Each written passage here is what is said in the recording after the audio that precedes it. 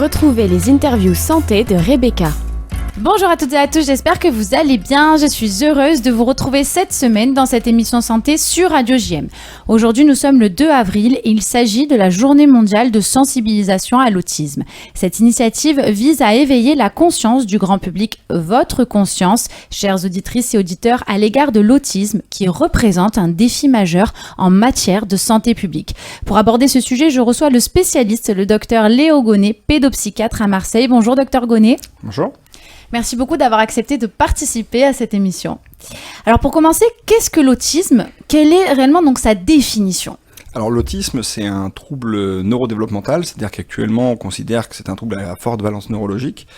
Sa définition, elle a énormément évolué avec le temps. Les définitions qu'on utilisait dans les années 50 ne sont pas du tout superposables à celles qu'on utilise aujourd'hui. Aujourd'hui, on considère que l'autisme, les personnes avec autisme vont présenter deux grands types de comportements un peu typiques, c'est-à-dire des problèmes de communication, du mal à rentrer en communication avec les autres, voire pas du tout rentrer en communication, et associé à cela des difficultés, l'adoption de comportements un petit peu stéréotypés, des intérêts restreints, très spécifiques, des jeux peu symboliques, des particularités sensorielles. C'est un grand panel, il n'y a pas l'autisme avec un grand A, c'est pour ça que depuis une dizaine d'années maintenant, on parle de non plus d'autisme, mais de troubles du spectre de l'autisme, pour essayer de définir un petit peu et de mieux comprendre cette grande variabilité qui est inhérente même à ce qu'on appelle l'autisme. Quel est le pourcentage de personnes autistes en France ? Alors le pourcentage en France, il est identique à toutes les zones du monde. C'est un trouble qui touche à peu près 1% de la population.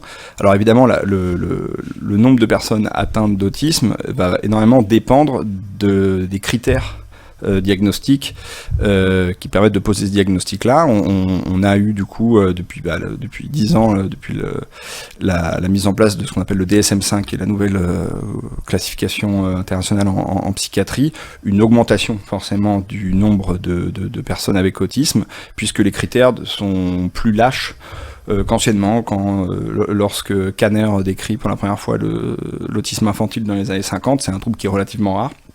Et aujourd'hui, c'est un trouble qui touche 1% de la population, ce qui est quand même assez important. C'est à peu près identique, par exemple, à la schizophrénie, par exemple. Et donc, à quoi est dû l'autisme ? Alors, à quoi est dû l'autisme ? La question, elle peut se répondre de différentes manières, puisqu'il n'y a pas d'autisme avec un grand A, il n'y a pas une cause d'autisme, comme serait, par exemple, une angine à streptocoque, où vous auriez une origine un petit peu direct. Il y a trois grandes formes en fait qui expliquent l'autisme. La plus importante d'un point de vue populationnel, c'est la part génétique.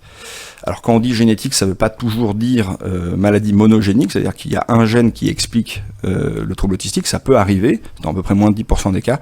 La plupart du temps, c'est une association de gènes qui mélangent des parents, des deux parents, et qui donnent en fin de chaîne, on va dire, un comportement que nous on appelle autisme. Ça, c'est la part la plus importante de ce qu'on appelle la variance du trouble. Ensuite, il y a toute la partie qu'on appelle environnementale.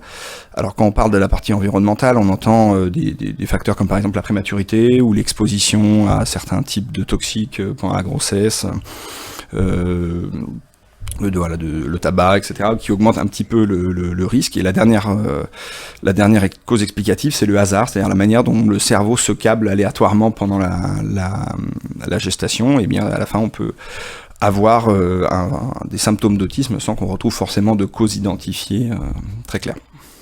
Alors, quels sont les signes précoces auxquels les parents devraient être attentifs pour détecter l'autisme chez leurs enfants ? Plus précisément, quels sont les signaux d'alerte ? Alors, il y a un dogme déjà qui dit qu'à partir du moment où les parents sont inquiets, ça peut être pour des raisons erronées d'ailleurs, mais il faut pouvoir accueillir cette inquiétude et essayer d'aller creuser un petit peu avec les parents. Alors ces signes, ils vont dépendre justement de la présentation des formes autistiques, c'est-à-dire que les retards de langage, les problèmes de communication, des enfants qui se retournent pas à l'appel de leur prénom, des enfants qui vont pas jouer avec d'autres enfants, des enfants qui vont aligner des jouets, refuser que l'ordre avec lequel par exemple ils alignent ces jouets soit changé, des crises de colère peu expliquées, peu compréhensibles, peut être des éléments qui alertent. Et puis en grandissant, eh bien il y a des enfants où justement ça va être plutôt à l'adolescence dans la construction dans le groupe dans un groupe d'ados, des enfants qui ont des ados qui ont du mal à aller solliciter les autres, des choses beaucoup plus subtiles. Enfin, plus les symptômes vont être sévères, plus le diagnostic peut être précoce forcément, et plus on va grandir, plus les enfants vont grandir, plus les contraintes sociétales qu'on va leur demander vont être fortes, et parfois c'est à ce moment-là qu'on va avoir le décalage, on va voir réellement le décalage. Donc, comment se manifeste l'autisme à l'âge adulte ?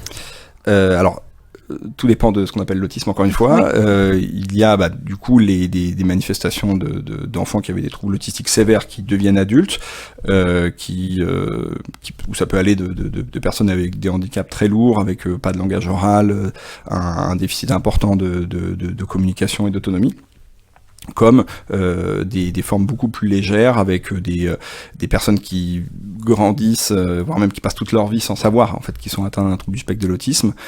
Et dans ces manifestations plus légères, c'est des atypies un petit peu de contact, des gens qu'on considérait comme un peu atypiques, un peu étranges, si on utilise des termes qui sont pas médicaux. Et souvent ce qu'on retrouve en fait, c'est les conséquences en fait de ce camouflage des personnes autistes, qui tentent en fait de faire comme les autres, mais sans trop comprendre pourquoi ils n'y arrivent pas. Et en fait, cette tentative de faire un petit peu comme les autres peut entraîner énormément d'anxiété ou de risque de dépression, etc. Et parfois, ce sont des manifestations indirectes qu'on voit à l'âge adulte, plutôt que des signes stricto sensu liés à l'autisme. Donc en fait, ça dépend vraiment de la symptomatologie initiale. En fait. Quel est le parcours de diagnostic chez les enfants ? Alors, c'est le parcours diagnostique des enfants, c'est un des points vraiment d'effort sur lesquels la médecine et puis même la santé publique de manière globale doit appuyer. Alors le parcours, il commence très souvent par une inquiétude soit des parents, soit de l'école. L'école a un rôle central parce qu'elle a cela de particulier qu'elle est quasiment la seule institution qui reçoit presque tous les enfants d'une classe d'âge, particulièrement la maternelle et le primaire. Donc les alertes, elles peuvent venir soit des parents, soit de l'école, et parfois des professionnels de santé qui suivent l'enfant, le pédiatre ou le médecin traitant, où à ce moment-là, il y a une alerte, ou en tout cas un questionnant qui se pose sur le développement de l'enfant. Initialement, plus les enfants sont jeunes, moins la question fine du diagnostic est pertinente. C'est-à-dire que à partir du moment où on se rend compte qu'il y a un retard, que ce soit sur le langage, la communication, etc., ça ne veut pas forcément dire qu'il y a un trouble autistique. Il y a d'autres possibilités. L'objectif, il ne va pas initialement être forcément d'aller poser un diagnostic sûr et certain à l'âge de 18 mois, 24 mois, etc. Mais plutôt d'aller mettre en place tout un panel thérapeutique pour essayer justement que les difficultés initiales rentrent pas dans une spirale de plus en plus de difficultés pour l'enfant et qu'on essaye de le rattraper le plus rapidement possible. Et donc ça va passer justement par moi ce que je peux conseiller aux parents qui ont une inquiétude, c'est déjà de conseiller leur médecin, de consulter leur médecin traitant ou le pédiatre, qui la plupart sont formés déjà pour un peu dégrossir le tableau, ou parfois on a des inquiétudes qui n'ont pas attrait à l'autisme, hein. On peut avoir d'autres problèmes développementaux, des problèmes émotionnels par exemple, qui viennent aussi perturber le développement. Et ensuite, il y a deux autres niveaux. Il y a un niveau, ce qu'on appelle le niveau 2, c'est les médecins spécialistes, donc la plupart c'est les pédopsychiatres ou des neuropédiatres que les parents peuvent consulter. Et ensuite, il y a ce qu'on appelle le niveau 3. Alors à Marseille, c'est le CRA à Sainte-Marguerite. C'est les centres ressources autisme qui sont les centres de référence où il y a aussi des examens plus poussés qui peuvent être faits dans les cas complexes où justement parfois on ne sait pas exactement où est-ce qu'on se situe, soit sur le trouble autistique, soit sur des diagnostics différentiels. Donc maintenant, quel est le parcours de diagnostic chez les adultes sans déficience intellectuelle ? Alors là, justement, c'est une autre question parce que les personnes avec autisme sans déficience intellectuelle, et a fortiori lorsque la symptomatologie est plutôt légère, en France, il y a une tendance à vraiment au sous-diagnostic de ces personnes-là, et le diagnostic qui se fait justement tardivement, parce que dans l'enfance, soit on va imputer les difficultés de l'enfant à d'autres types de problématiques, des problèmes, les parents sont séparés, ou il est juste timide, il est comme ça, etc. Et donc du coup, souvent c'est des adultes, et particulièrement des femmes d'ailleurs, qui se retrouvent sans diagnostic, avec un mal-être qu'ils ont du mal un petit peu à comprendre, expliciter, ce qui n'empêche pas par exemple que ces hommes ou ces femmes puissent avoir une vie de famille, ou travailler, ou avoir des enfants. Mais à un moment donné, la compensation que tout cela entraîne, va poser des questions qui deviennent vraiment problématiques à ce moment-là, à la naissance justement du premier enfant, à la responsabilisation dans le travail, etc. Et là, la surcharge et la compensation va être dépassée. Et du coup, c'est ce que j'expliquais tout à l'heure, les personnes vont pouvoir manifester soit des syndromes dépressifs, soit anxieux, etc. Donc ça, c'est une des portes d'entrée où les personnes vont aller voir leur psychiatre qui, au cours de la thérapie ou de la prise en charge, va poser la question d'un trouble autistique. Et avec le développement d'Internet et un peu d'une culture médicale, on va dire, plus commune, il y a aussi des personnes qui se reconnaissent sur les descriptions que certaines personnes autistes peuvent faire sur Internet ou que les associations mettent en évidence, et des gens se reconnaissent et du coup viennent consulter avec cette demande-là.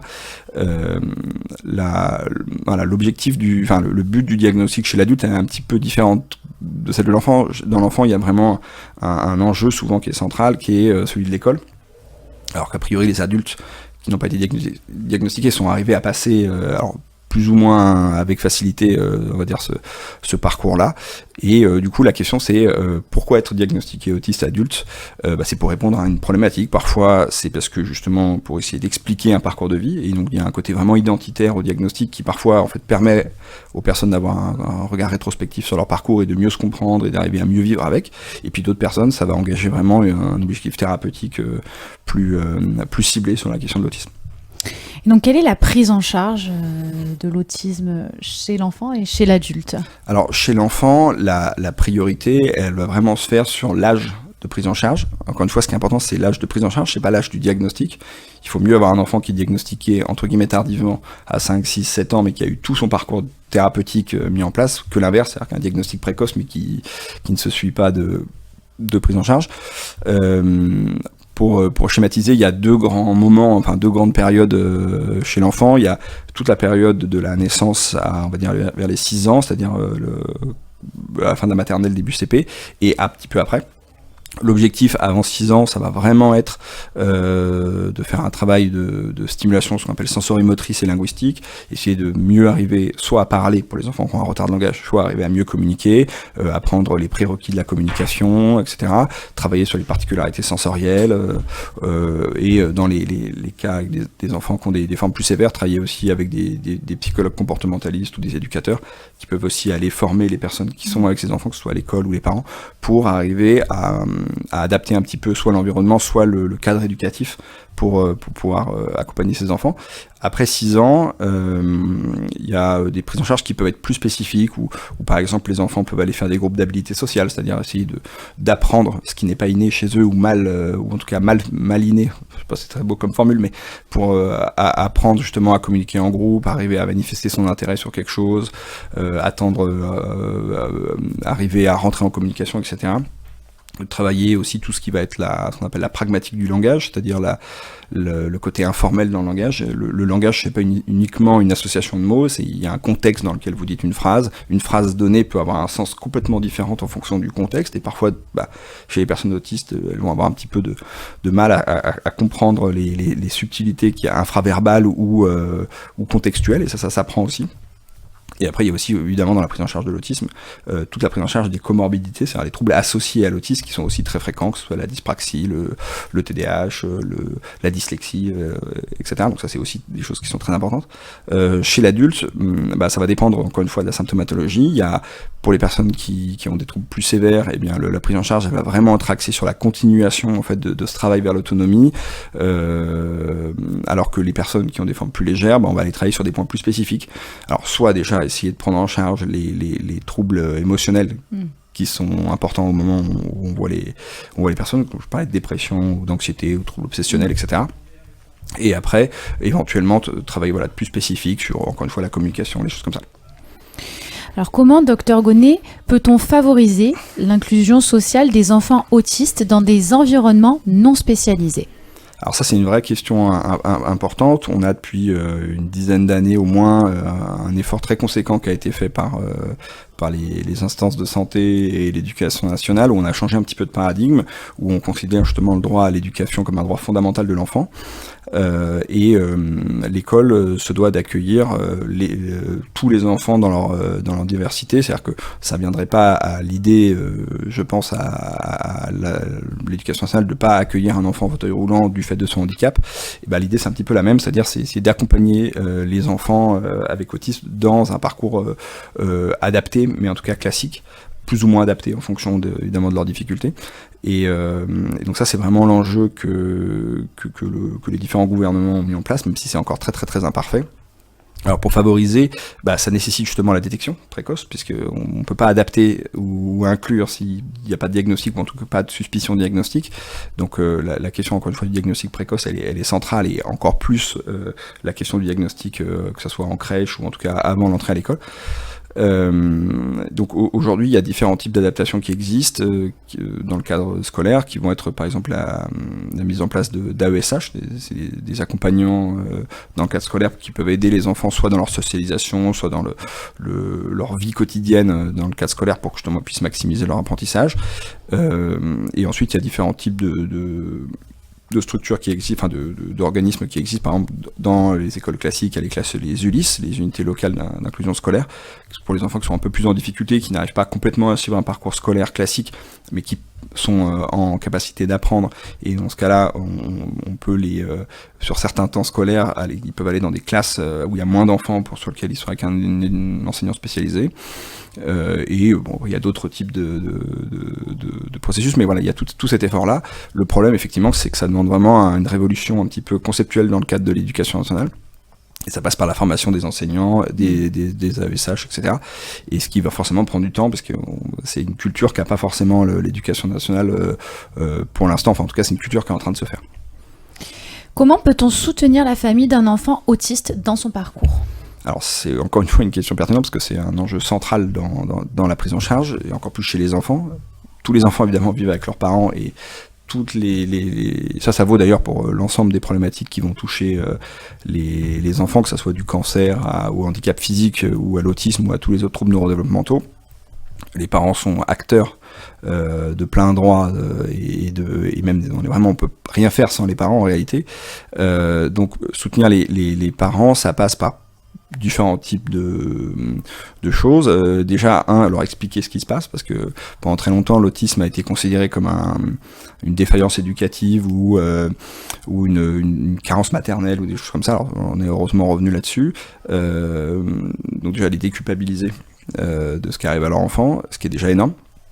Et ensuite, c'est leur donner justement des outils pour adapter leur cadre éducatif qui leur appartiennent. Ça appartient à la famille, mais comment ils peuvent adapter leur cadre éducatif dans la situation de leur enfant avec handicap. Et ça peut aller entre guillemets de la simple guidance parentale en consultation à la mise en place de groupes de parents.